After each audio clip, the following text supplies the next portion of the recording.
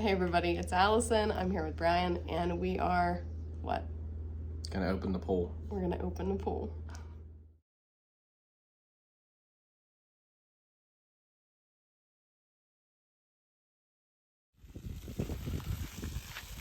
Next on the list of things to do is open the pool.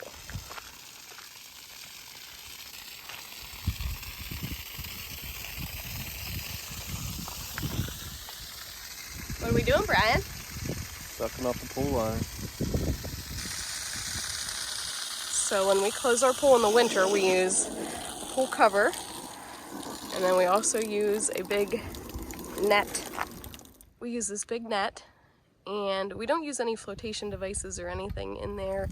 While the weather is still decent and nothing is frozen, Brian comes down here with, what is that? Submersible pump. Submersible pump. And he just sucks off the top. Now we've been doing this for the last few weeks because the frogs think this is a big breeding facility. So by keeping it really drained off, there's no water on the top of the pool cover, and then there's nothing for them to get jiggy with down in here. But we also cheat.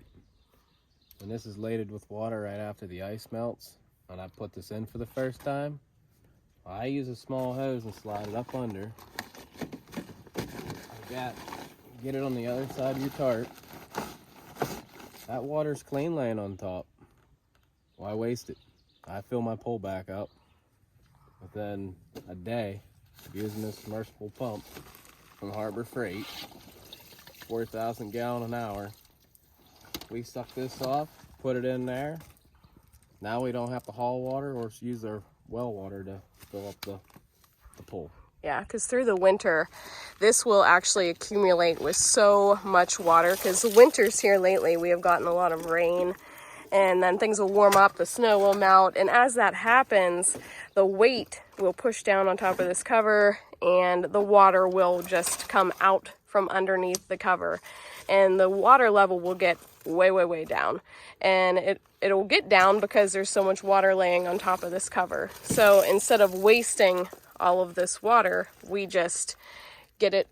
We use this bucket. Well, it's not really a bucket. This is actually from our scalder for doing chickens. It works really well to hold our submersible pump. So This is why we use it. Yeah, it helps keep all of the gunk out, and then the water you're putting back in the pool is usually very clean. Well, so that's just something that we do here. Using this, it keeps the leaves on the outside, so the water goes in there. Well, this is inside that bucket. Therefore, your pump ain't plugging up non-stop from the leaves. So you can continuously keep pumping, and this guards it from all the heavy stuff from getting plugged into it. There you go. So now that all of the water is off, this is actually going to make really easy work of this, and we're going to first take off this big net. We just use the regular closure devices on both of these for doing swimming pools. We're just going to undo that and pull it off.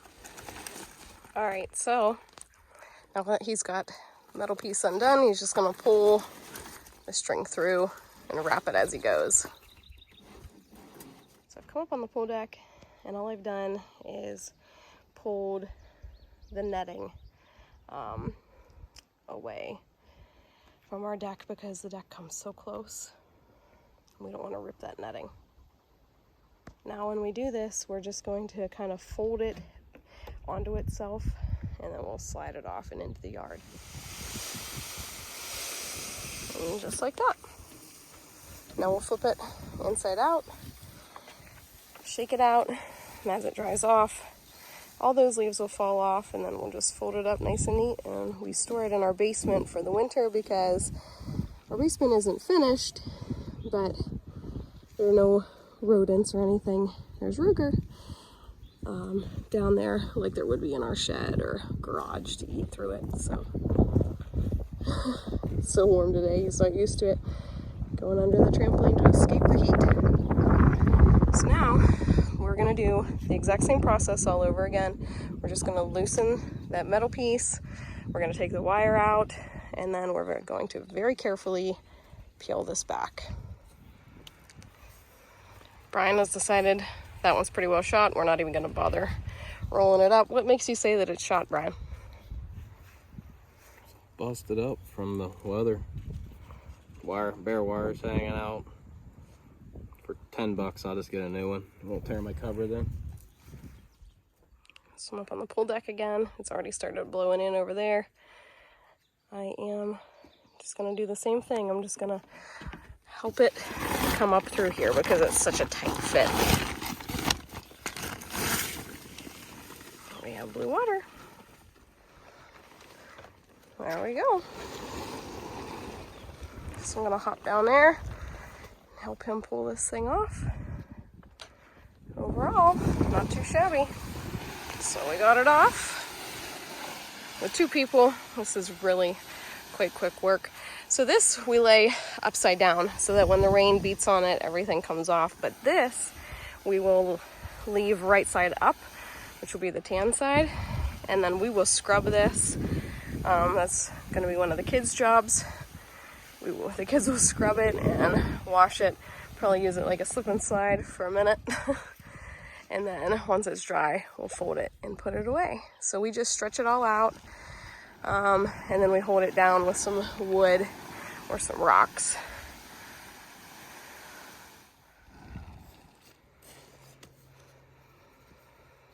So there it is, all stretched out. We're going to add a few more pieces of wood. And then, like I said, we're gonna get this rinsed off and scrubbed up, let it dry, get it folded and put away. So now the next step is going down and hooking up our pool pump so we can start filtering the water. So what'd you do? Well, in the winter you have to unhook your outlet and your inlet lines. Why? They'll freeze and your lines will explode, and any water that's in your pool and all be on your ground until they get below this level. So now I stuck the old line back on. Gotta tighten up the clamp here, tighten up the clamp there. Gotta tighten this clamp up. And then I also go one step above. This is the filter as it goes into your pump. In the winter I always let that loose, and I also take this line off so there can be expansion for ice. So now I just gotta go around and tighten everything back up. What are you doing? Hooking up the inlet. You have to reach in, cover up the other side of this so you can take this out, screw that in, because it'll go on here. And it'll go from here onto here. So once it comes out of your stand, it'll return it back into your jet on your pole. I'm gonna do this side first. So all I do is just reach in, and with my hand I just cover the outlet, I guess it is. It's where the water goes back into the pool.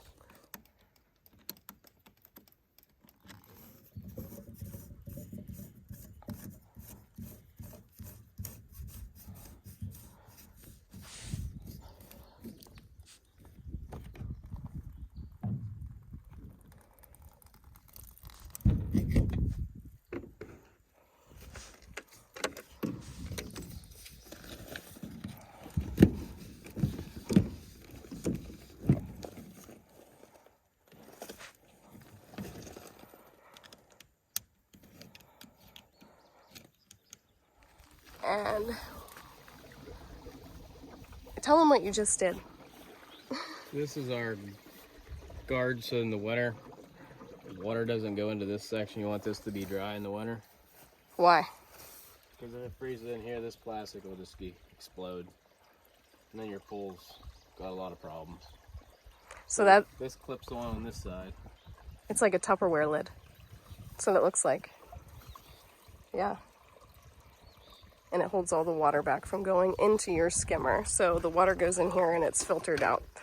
Filtered there first, down through the line, filtered again here, in through the sand, filtered the last time, and then back into the pool.